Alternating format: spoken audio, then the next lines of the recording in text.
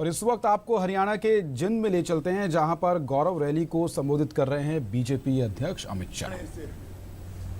मोदी जी ने हरियाणा में ही रैली कर कर एक वायदा किया था कि हम सेना के जवानों के लिए 1 रैंक 1 पेंशन की योजना लागू करेंगे।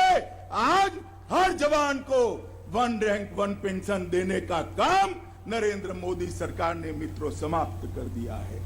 मित्रों, खिलाड़ियों के लिए अपने खेल को दुनिया में जो सर्वोच्च स्थान पर ले जाते हैं, हरियाणा की ही कीर्ति में एक बहुत बड़ा बढ़ोतरी करने वाली बेटी साक्षी ने दुनिया में हरियाणा का और देश का नाम रोशन किया है। मोदी जी ने घोषणा की है कि कार्य योजना बनाई जाएगी। एक दल का गठन किया गया है कि आने वाला ओलंपिक आते आते एक साक्षी नहीं, कई सारी साक्षियां गोल्ड मेडल लेकर भारत की धरती पर वापिस आए। ये भारतीय जनता पार्टी ने किया है।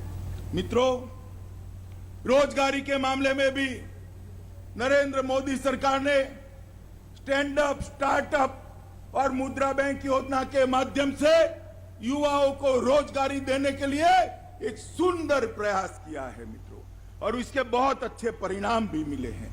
मित्रों, आज तक 50 साल होने को आए, हरियाणा को हमेशा अन्याय होता था।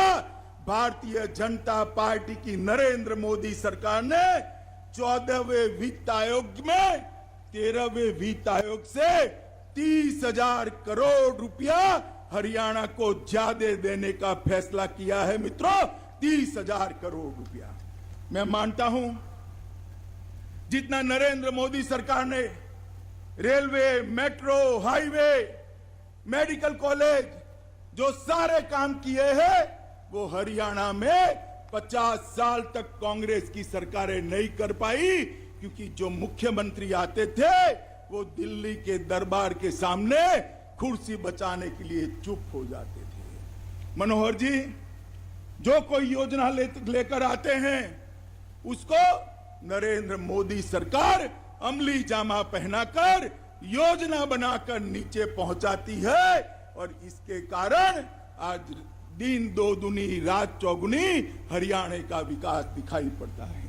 मित्रों, मोदी जी ने भी विदेश के अंदर देश का सम्मान बढ़ाने का काम किया है। सिर्फ 2 साल के अंदर आज पूरा दुनिया ये मानने लगी है कि 21वीं सदी, आने वाली 21वीं सदी हिंदुस्तान की सदी है।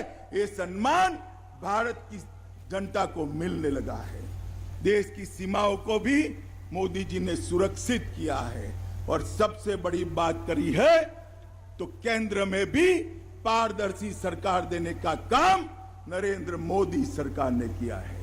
मित्रों, 10 साल तक यूपीए की सरकार चली, सोनिया मनमोहन की सरकार चली, और 10 साल में 12 लाख करोड़ के घपले और घोटाले हुए, मगर 2.5 साल होने को आए, नरेंद्र मोदी सरकार पर हमारे विरोधी भी भ्रष्टाचार का आरोप नहीं लगा सकते। जो पैसा भ्रष्टाचार में जाता था, वो आज गरीब मां के घर में गैस का चूल्हा बनकर पहुंचने लगा है। मित्रों, ये बहुत बड़ी उपलब्धि है। आने वाले दिनों में जब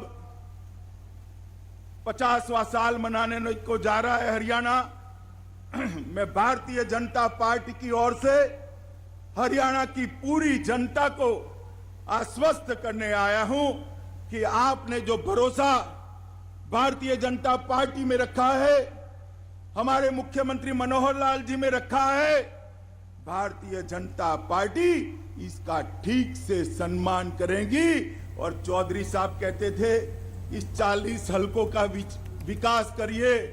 चौधरी साहब, आप देश के नेता हैं, पूरे हरियाणा के नेता हैं, 40 हलकों की बात मत करिए।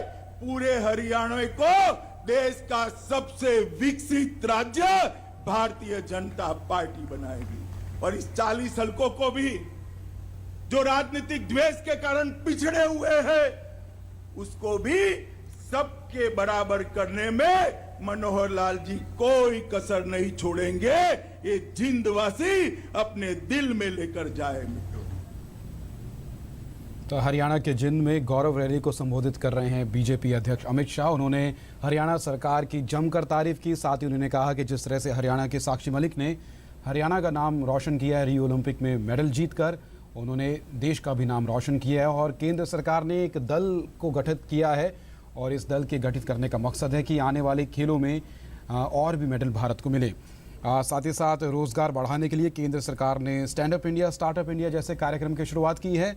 अमित शाह ने कहा कि मोदी जी ने केंद्र में पारदर्शी सरकार देने का एक काफी अहम काम किया है। और यहाँ पर